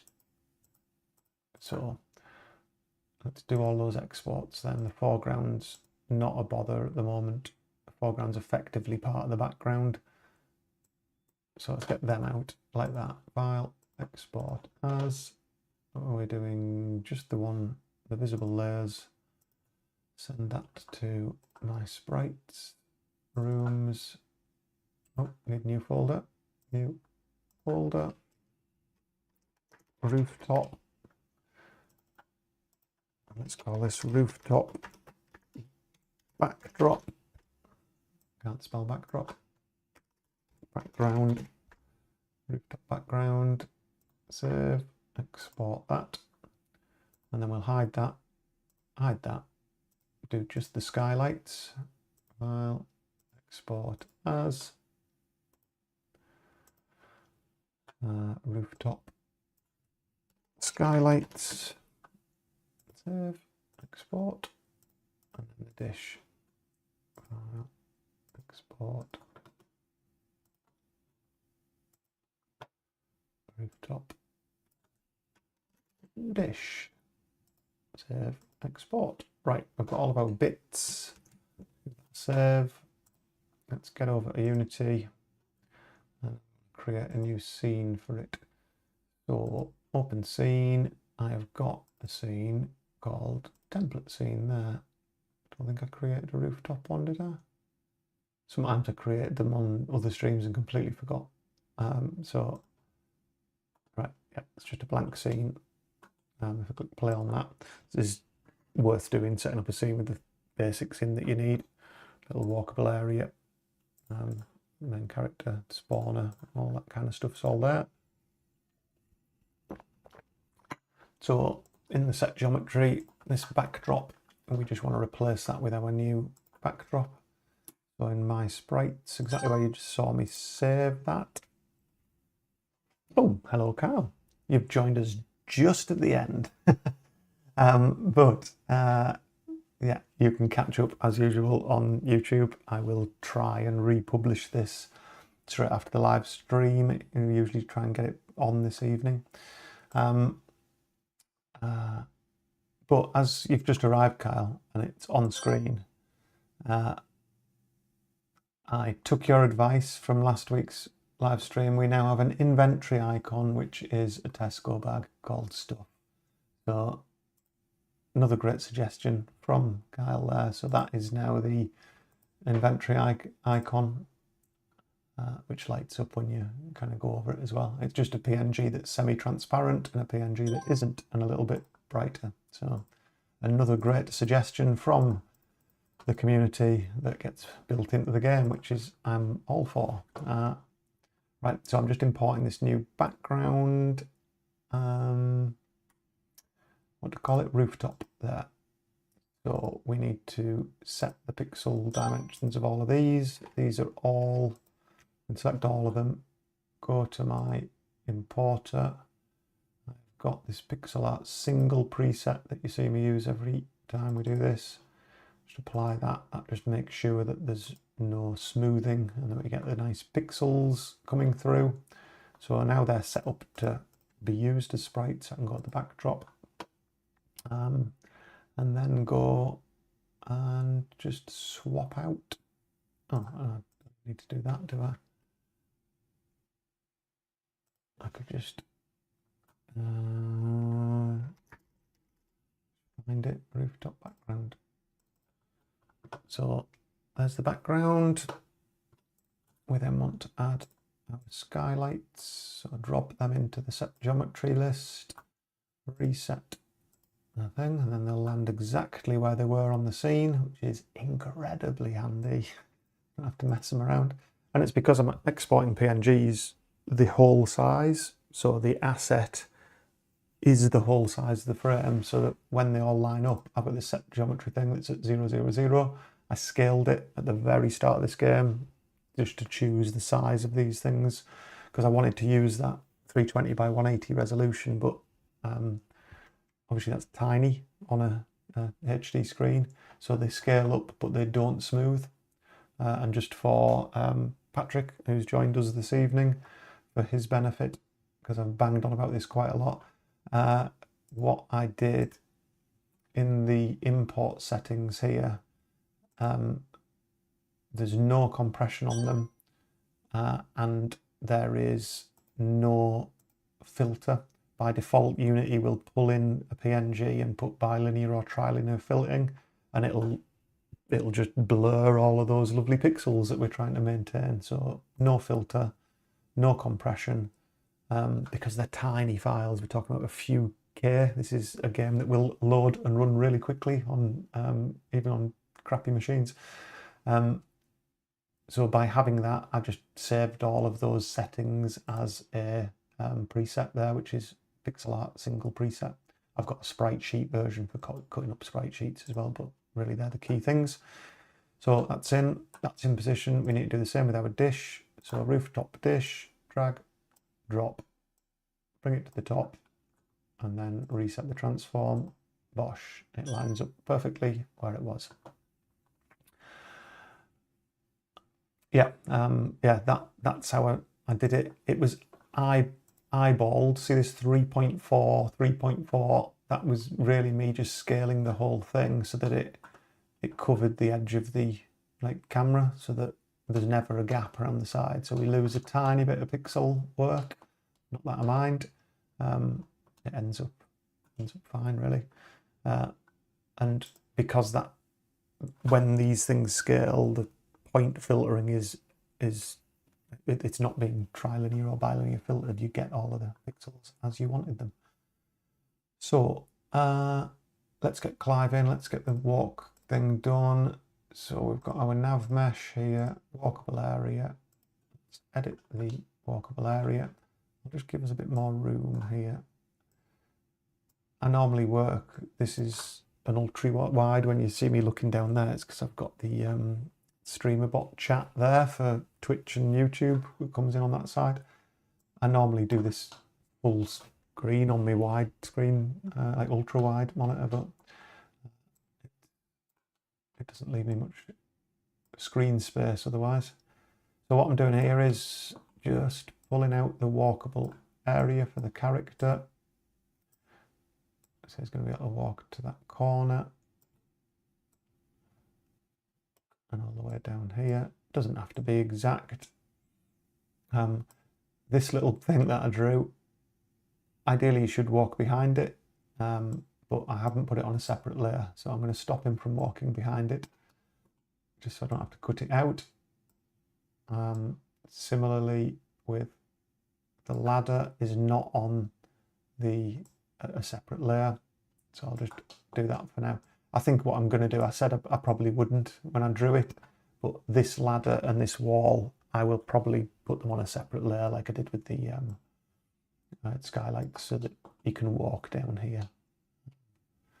So that is the walkable area. The little blue triangle there is the default player start. So I'm just going to move that here as if he's got off the ladder, rotate it so he's facing away from us. Click play. It'll all look a bit crap because it's early days, but there he is on the roof, and we can walk about. You will see he's walking on top of the satellite dish, and you'll see that he's just as big at the back as he is at the front. Oh, you see he got a little bit bigger there. So we need to sort out a couple of different things. We need to sort out his scaling. We obviously need to sort out like these so that he doesn't do that. So there's a few things to sort there. Let's see if we can sort them before 10 o'clock. Oh, I doubt I'll do it before 10 o'clock, but let's do it as quick as we can. So first thing, scaling. Let's get his scaling sorted. So this little blue line you can see on the side is the sorting map, and it has a bottom point here and a transform here. What you're meant to do is line up the top bit. I just put it off screen so it's out of the way.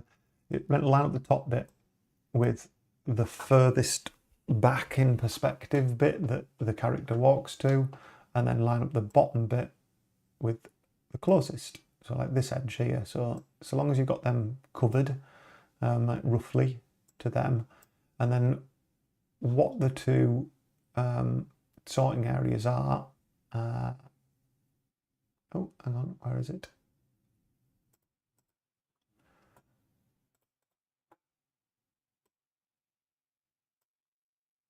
Oh, there it is there.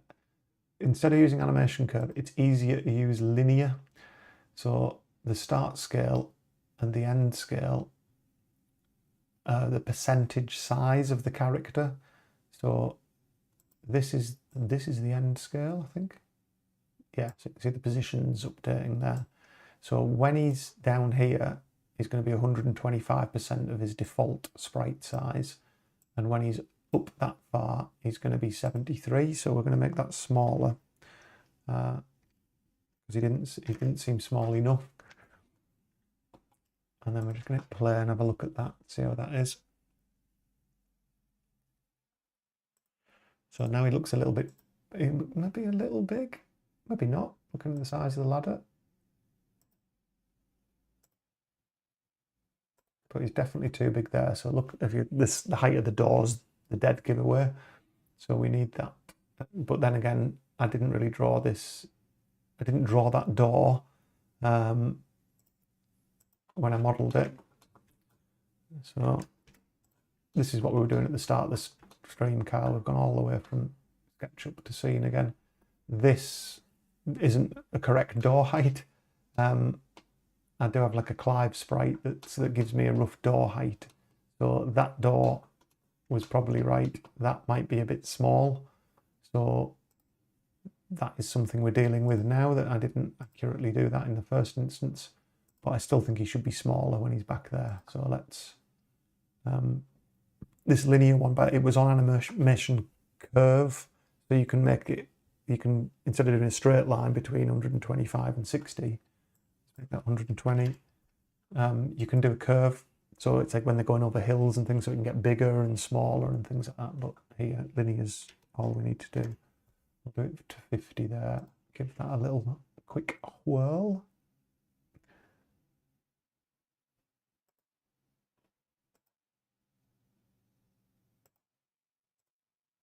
Yeah, so I mean, maybe a fire door would be a little bit smaller.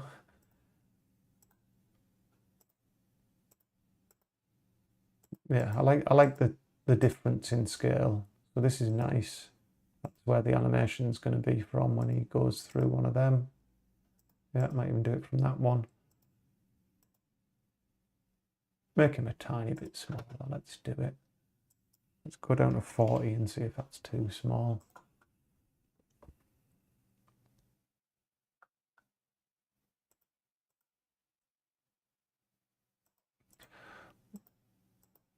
I'm just trying to get a sense of how fast he's walking.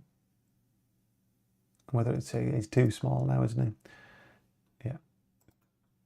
Somewhere in the middle. 46. I'm going to leave it like that. Not even going to look at it. So that's that. We need to punch some holes in the walkable area so that you can't walk into these two bits, basically. And it totally escapes me how you do it. So this is normally when Kyle jumps in and says, this is how you make a hole in a walkable area. So down here, this is the walkable area. I think what we do is create another Navmesh 2D.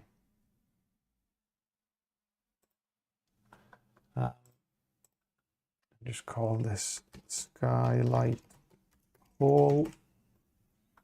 And edit that. And it takes a bit of a imagination to work this out. We're going to just cut a hole out that walkable mesh. That means he will walk around there. More often than not, you need to give a little bit more room than you think you do.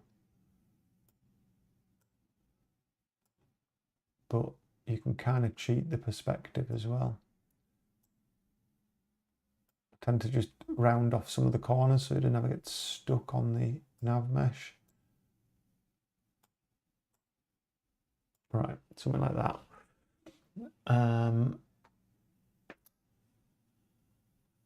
So on the walkable bit, there's a bit there where it says Navmesh holes.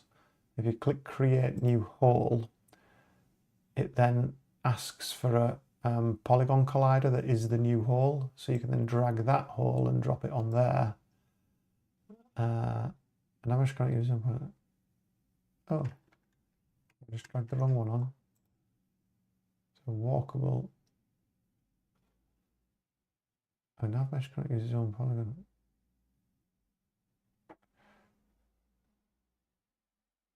I wasn't using its own polygon collider. It's a different one. I got very confused there.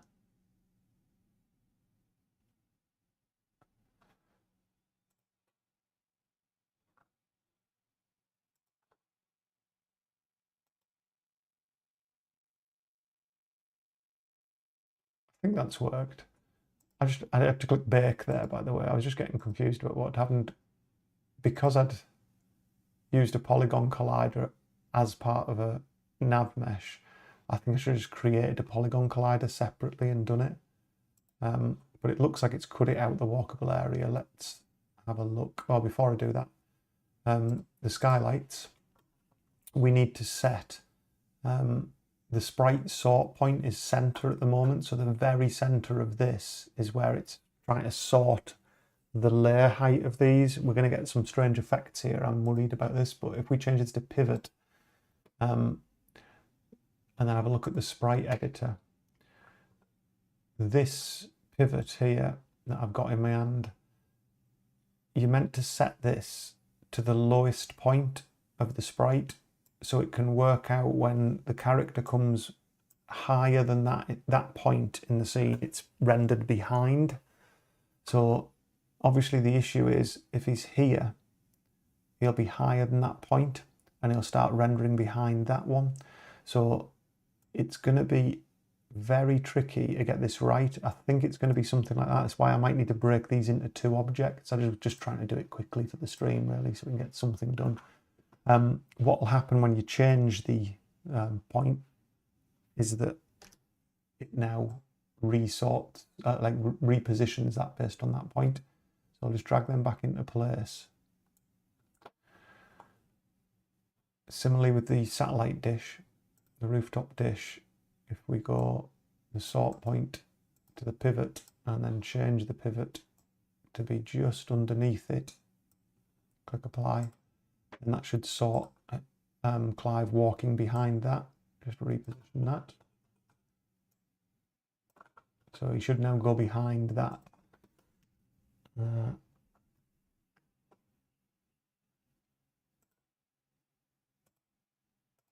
Yeah, so you can see he's behind the dish. You can see there's just a moment where his foot flashes in front of it. All we need to do there, same there with his toes on top of the thing, is just change the walkable area. Now if I walk down the back, he is now behind these, which is lovely. You can see again, his shirt went clipped through it. So we just want to give him a wider berth around there so that we don't, you can see his nose and stuff. So because the sprite, so now will come the problem there. Yeah, so because the pivot's about there, as soon as he goes above that pivot, he starts rendering behind that one. So because this is such a wide perspective and we've got a lot of depth in it, I'm going to have to cut these out as 2 separate things. Otherwise, we'll never get a pivot point that's right.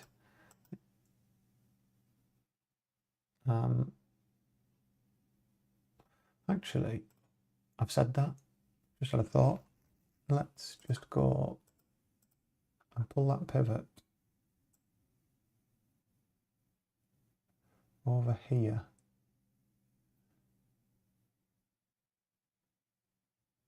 No, because he's going to be higher than that, isn't he?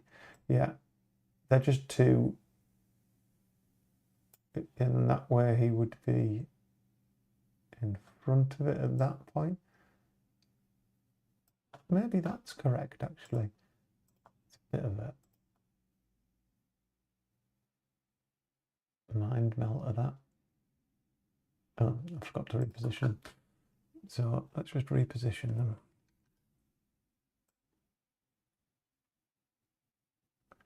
Let's fix our walkable area as well, just so that we've got a lot more breathing space around it.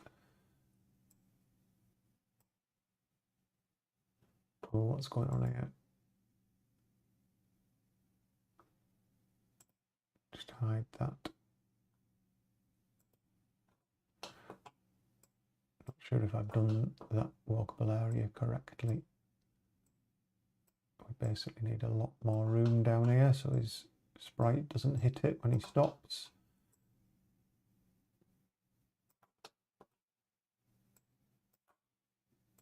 Need a bit more room there for him to be able to fit up that channel. Right. Is that right? The pivot thing. So the pivot's on the corner now. So if he's in front of the pivot, he's in front of it all. If he's above the pivot, he's behind it all. He's on a lap. Yes, no, it's not it. So it's just that corner. Yeah, because if you think of a straight line across, I'm doing that with my hands, you know, you can see the thing. A straight line across that object. Then if he's above that pivot, he's rendering behind it. If he's below that pivot, he's rendering in front of it. So if I stand there and click here, you should walk all the way around. Perfect. And if I click here, so he's in front of it, and then click behind, he's going that way.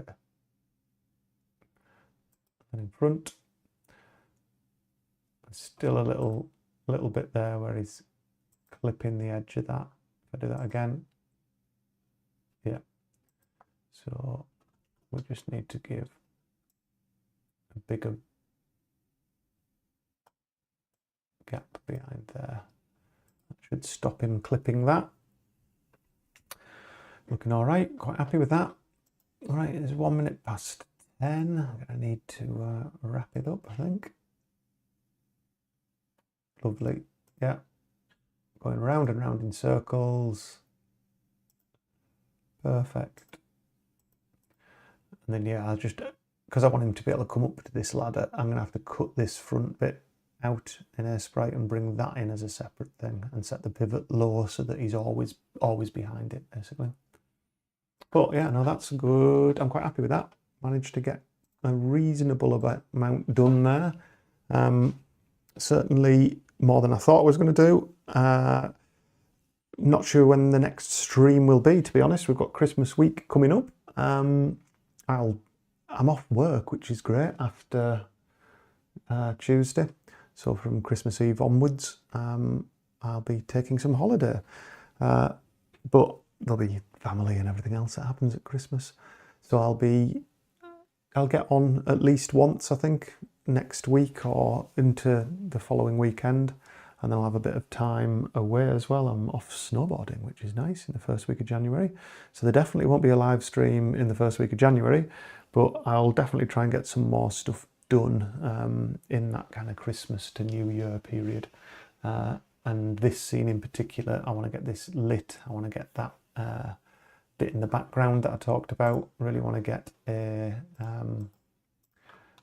kind of city scape in the background there with a couple of lights in it. I mean, I've kind of looked out with those trees. That looks kind of cool like that. But I do want to have some other buildings in the background. So yeah, I will always try and give some notice. It's going to be a... you like the glitter on the guitars? Yes, we've got tinsel. It's because my wife doesn't particularly like tinsel, so we don't have tinsel in the rest of the house. And in my office, I've got 2 bits of tinsel. Actually, blue tinsel. It's quite difficult to see from there, but yeah. Tinsel on the guitars. Some coloured lights around the window, which is slowly changing colour behind the plant there. But yeah, there is a lot more Christmas decorations in the rest of the house. So if I don't see some of you before Christmas, have a great Christmas. I will get back on the stream at some point, but it'll probably be after Christmas Day, I would have thought. If not, then I might be on here drunk with mince pies, a few beers and all that kind of thing. So yeah, thanks for tuning in. Thanks for all the support, for those who turn up regularly, and for those who are new, Patrick, great to have you on the stream. I hope to see you on there again. There's loads of stuff on the channel if you're interested in this kind of thing. Loads of tutorials in Adventure Creator, Unity, Aesprite and things like that. So have a Merry Christmas. Thank you very much for tuning in, and I will see you all soon. Hopefully. Bye.